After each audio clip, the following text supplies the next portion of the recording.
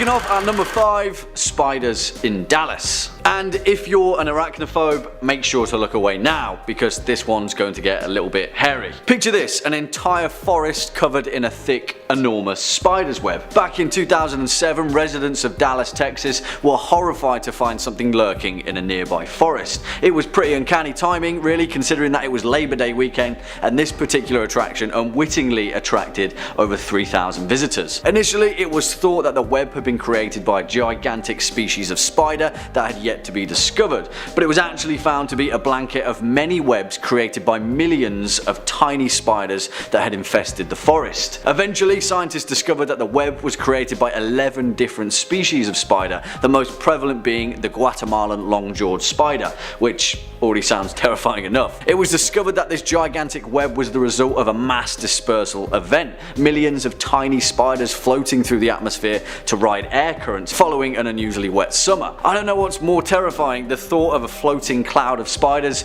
or the thought of taking a stroll in the woods and getting caught up in Aragog's literal summer house. Next up at number 4, gold in a bottle. A tale from Reddit user Infamous5 about a time spent out in the Caribou region of British Columbia. Now, this guy was a pretty successful prospector and made it their living to find precious stones and ore out in the wilderness. On this particular occasion, they came across an area with a small number of rock piles in the middle of nowhere, known as Chinese piles, which would usually indicate that someone had already done a lot of digging there back in the old days. So they started working, and within half an hour they'd found at least 10 grams of gold.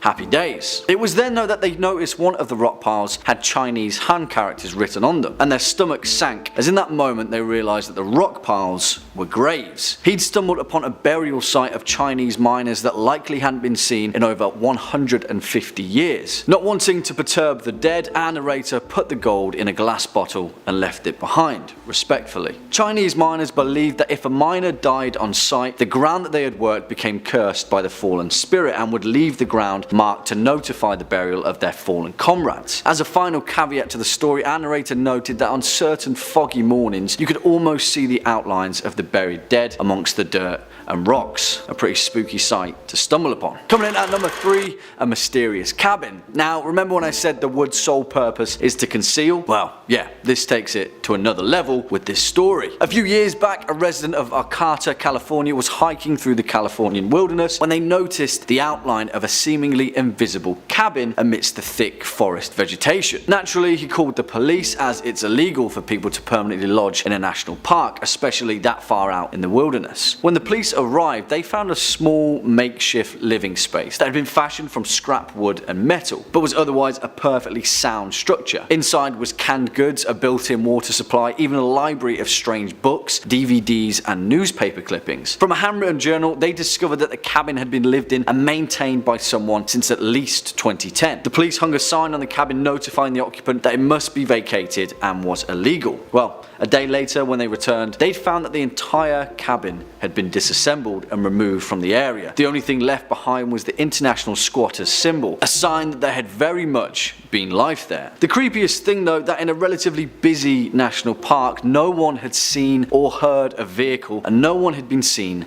leaving the area.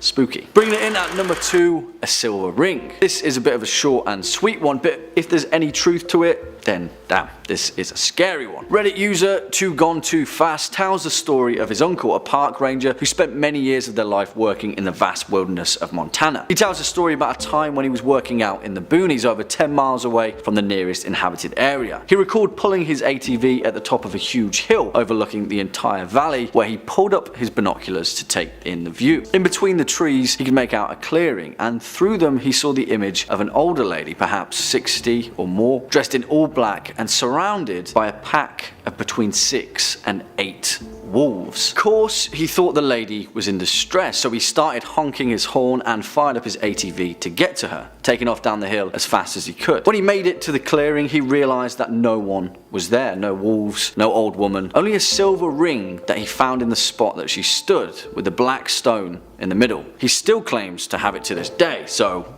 what do you guys think? Witch, wolves, ring?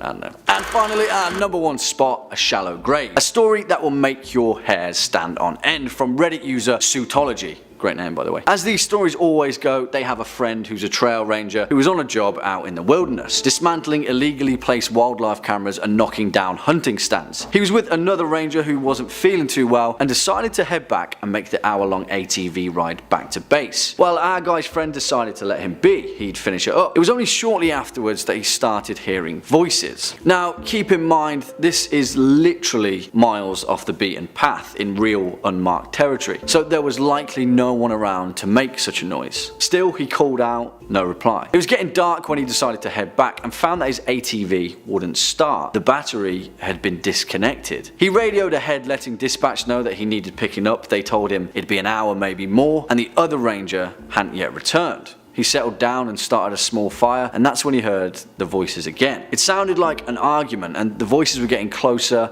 and closer, more angry. He called out and they kept on and on. That's when he heard the bang. A gunshot. He quickly doused the fire and hid, and after that he heard nothing. He lay motionless for next to half an hour when he saw the ATV lights approaching him. He told his fellow rangers what he'd heard, but despite over 3 hours of searching, they found absolutely nothing. The next day though, police and dogs came to scour the area, and after about an hour they found a shallow grave with a body that had been clearly shot in the face. The weird thing here though is that the skeleton had been there for years, buried under the shallow earth and forgotten. There were two possible explanations. Either the argument was completely unconnected and the two people had nothing to do with the long dead body, or a narrator had somehow heard the murder of a poor forgotten soul from a long time ago. Coming in at number 5, we have Alice Kyteler.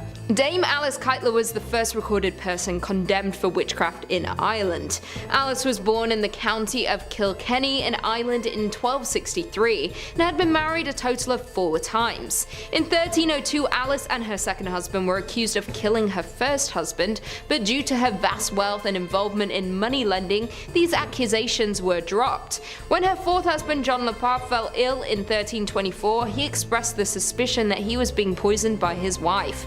After his death, the children of John and Alice's past husbands accused her of using poison and sorcery. Along with these allegations, she was also accused of denying the faith of Christ and the church, cutting up animals to sacrifice to demons at crossroads, holding secret nocturnal meetings in churches to perform black magic and undermined and overpowered the church, using sorcery and potions to control Christians, the murder of her past husband, and the possession of Robin Artisan, a lesser demon of Satan. Richard de la Dread, the Bishop of Ossory, sought to uphold the laws of the church and morality, so when the case of Alice Kyteler came across him, he began an even larger project of addressing witchcraft. Richard made many attempts to have Alice arrested due to the many allegations against her and her use of witchcraft and black magic, but because of having powerful friends in the delay of the trial, Alice was able to flee, and it's believed that she fled to England but could never be found and arrested. Some of the people who were said to be working with Alice were captured and stood trial. One of them being one of her servants, Petronilla de Meth, who confessed to working with Alice in such things like committing heresy, sacrificing to demons, making love and hate potions to corrupt the church, engaging in a sexual affair with a demon and murdering her past husband. Alice was dark and manipulated many people around her to follow her and participate in witchcraft, and to this day it's not confirmed where she fled, but when she did, she was never seen again. Coming in at number 4, the Patterson-Gimlin footage.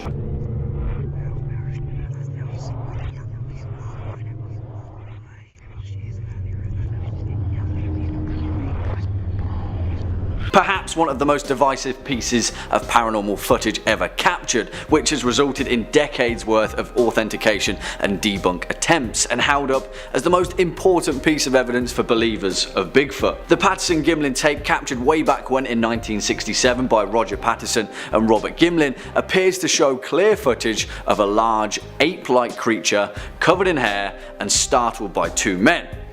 Bigfoot. The footage was filmed in Northern California alongside Bluff Creek, a tributary of the Klamath River near a remote logging road. For decades, the exact location of the site was considered lost, overgrown with dense foliage, but was rediscovered in 2011 and is held as a sacred site by Bigfoot enthusiasts across the planet. As the story goes, Patterson and Gimlin were riding their horses through the dense forest when they came upon the creek and startled the creature as it crouched by the water. I mean, it's pretty clear footage, and as I see it, it's either an elaborate hoax or a person in a costume, or it's actual definitive evidence of a species that lives out in the wilderness.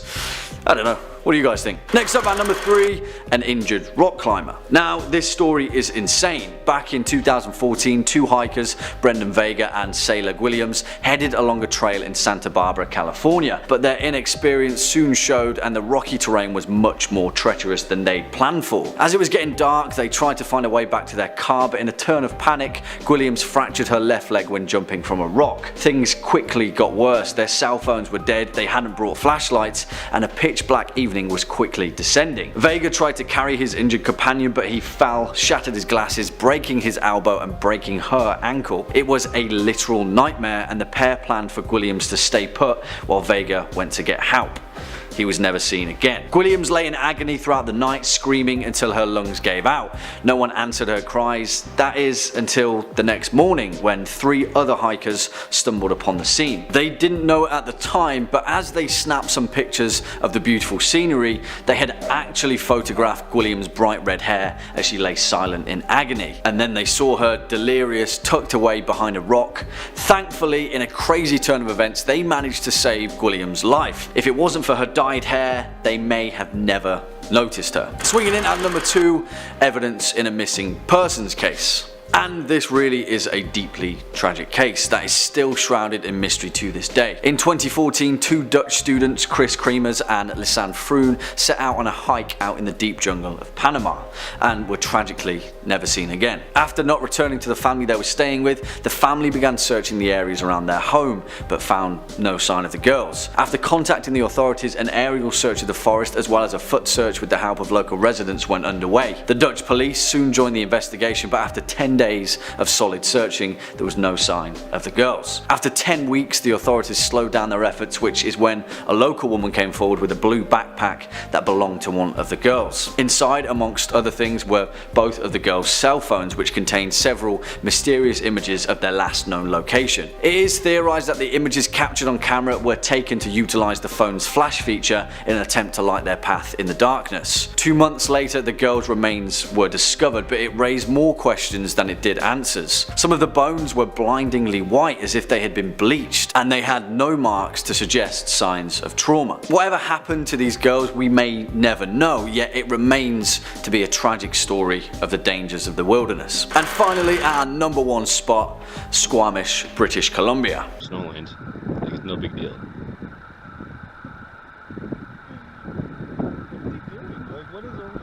I don't.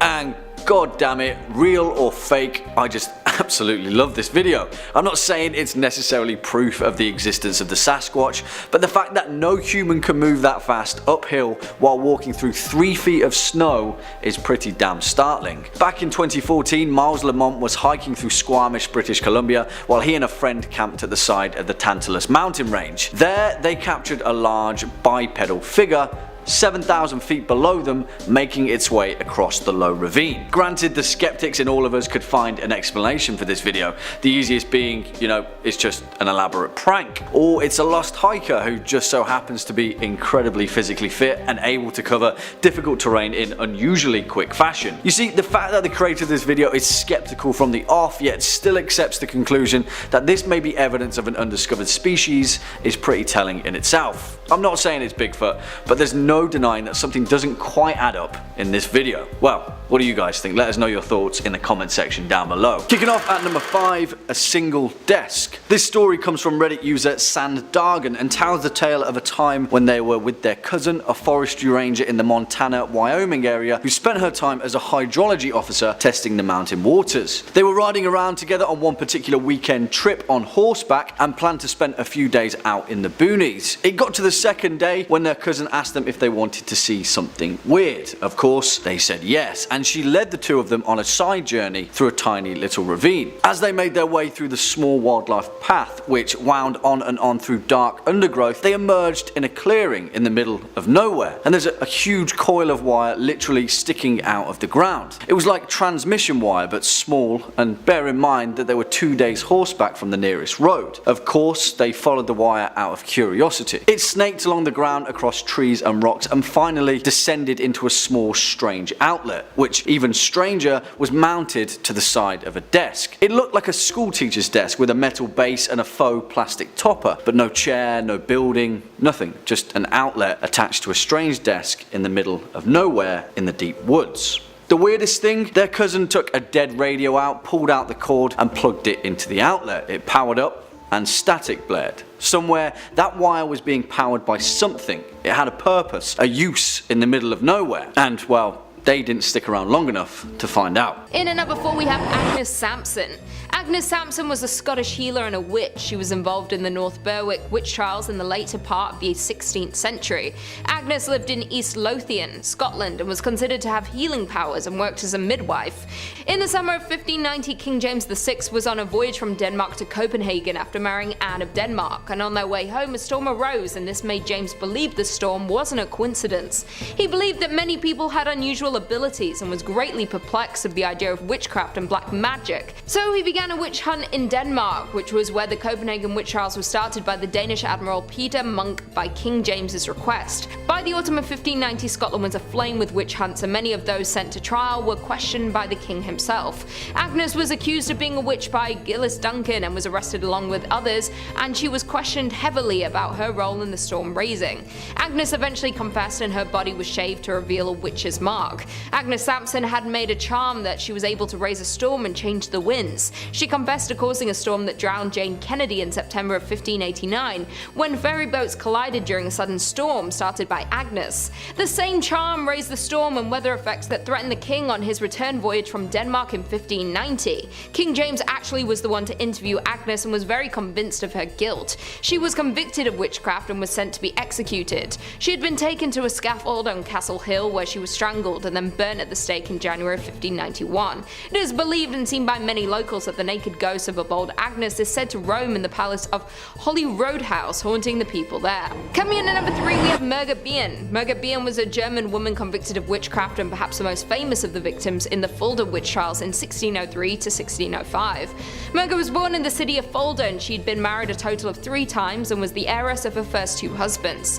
In 1588 she had married her final husband Blasius Bien and moved to the city, but eventually returned after an apparent conflict with her husband's employer. At the time, Prince Abbot Balthasar von Dernbach, who had returned to power in 1602 after a long exile, ordered an immediate investigation of witchcraft in the city, after multiple reports and sightings. While in power, there were over 200 people who were executed for witchcraft in witch trials that lasted until his death in 1605. In March of 1603, the investigations resulted in the first wave of arrests in the city. On June 19th, Margaret was arrested and put into jail after signs of being involved with the devil and having supernatural abilities. Her current husband pointed out she was pregnant, but still that did not matter. It was actually believed that her current pregnancy was the result of intercourse with the devil himself.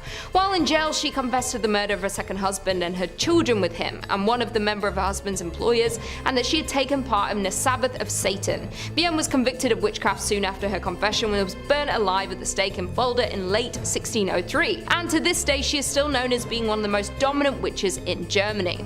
In at number 2 we have Malin Motsdotter. Malin Motsdotter was a Swedish witch from 1613 to 1676. She is known as one of the few people in Sweden confirmed to have been executed by burning for witchcraft, and the only one to be executed by this method during the famous witch hunt known as the Great Noise in Sweden during 1668 to 1676, which had ended with her execution. Since 1668, a national witch hunt raged throughout Sweden ever since the accusation of Marit Jonsdotter, resulting in the establishment of witch commissions around the nation and execution of around 280 people. The accused showed signs of being witches along with abducting children to the witches' Sabbath of Satan in Blockula.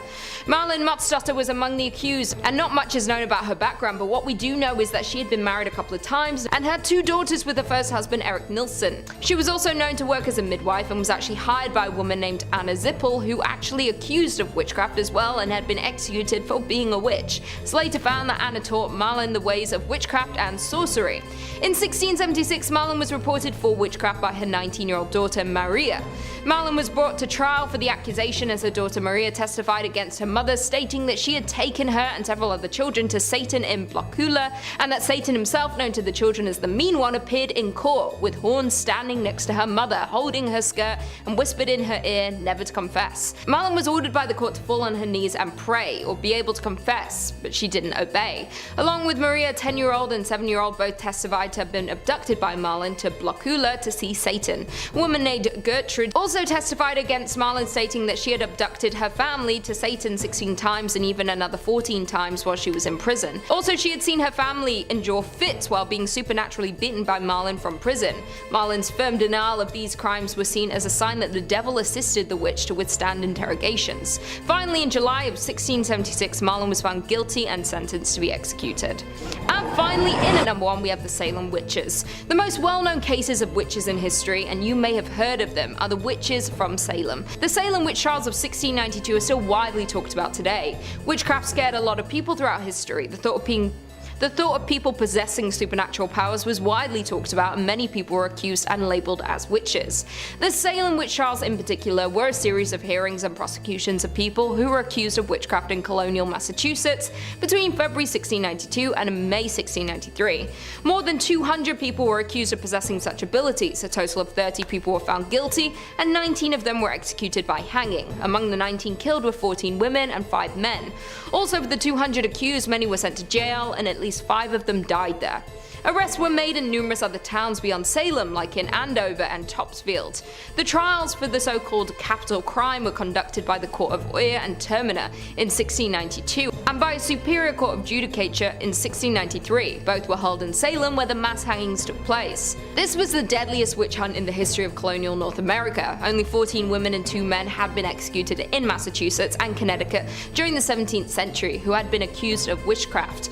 Among the accused were Elizabeth Hubbard and also Dorothy Good, who were also accused of witchcraft. In February of 1692, Betty Parris and her cousin Abigail Williams, who were the daughter and niece of a respected Reverend Samuel Parris, started acting strangely, and would have fits described as beyond the power of epileptic fits or natural disease to affect by Minister John Hale. The girls screamed through things around the room, uttered strange sounds, crawled under furniture, and contorted themselves into odd positions according to eyewitness accounts. The girls also complained of being pinched and pricked with pins, but when they went to a doctor, he could find no physical evidence of any ailments on either girl. After the news of these odd behaviors started spreading around Salem, other young girls began experiencing similar behaviors. No one had any idea of where these strange behaviors were coming from, or why the girls were acting in such an odd way. Massachusetts was a very religious town back then, and these girls were acting as if an ungodly being was inside of them. And so they had been accused of witchcraft, and many historians debate on how many of these 200 accused were actual witches, but some definitely were, and they had brought fear to the people of Salem.